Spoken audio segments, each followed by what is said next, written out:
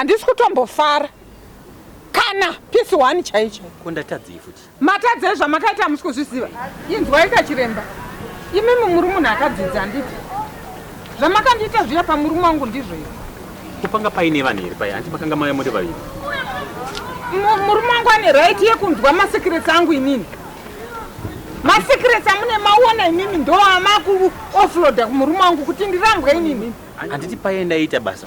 Kana maroora na imimi ndimi munotika tanyama imwe chete. Nyama imwe chete yekutaura maSecrets angu murume wangu aripo. Zvese izvo zvakangoitika muri pamwe chete. Saka iye zvinezvi chapo ndechipi makandiparadzira imba yangu. Muri kundiparadzira imba yangu inini. Handisina kana mufaro kana rugare pamusana penyu. Endai kumba kwenyu munogadzisana nyaya dzenyu. Nemurume wenyu muri vaviri mugare mese. Inzwai Chiremba, makatondikanyira upenyu hwangu. Zvamakatondikanyira upenyu hwangu ka. Ini ndaitokuvhimai. Kuti imimi makatoratidza kuti muri kuda nezvangu. Inini manje ndoda imimi. Ehe.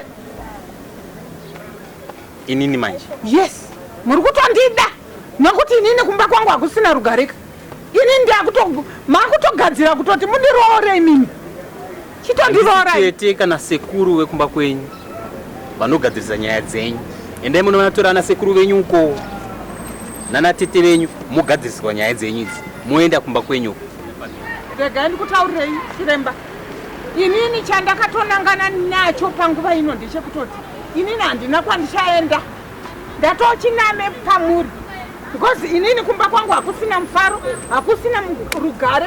Inini handina kuva kurugare. Endai mugadzirisana nemurume wenyu mugare mese pamwe chete. Izvo zvinini nemukati. Akangakumbira kubatsirwa ndimi kwete inini. Ndakaida kukubatsirai, ndaikubatsirai.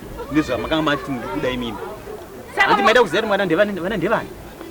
Saka muri kutaura kuti hamusi kunzwa zvandiri kutaura kai. Ndati inini kumba kwangu handisina rugare. Saka indatoa mukadzi wenyu. Makutonondiroora. Handisi sekuru kana tete vekumba kwenyu. Ndokuti ndoenda kugadzisa nyaya dzenyu. Endai kunogadziswa nyaya dzenyu. Kwete nini. Saka indiri kuda kukutauridzai kuti hamuna kungwara. Ini handisi kubuda motikari mako kusvika waronga kundiroora. Handisi kubuda mota mako kusvikira waronga kundiroora. Wakadhakwa iko.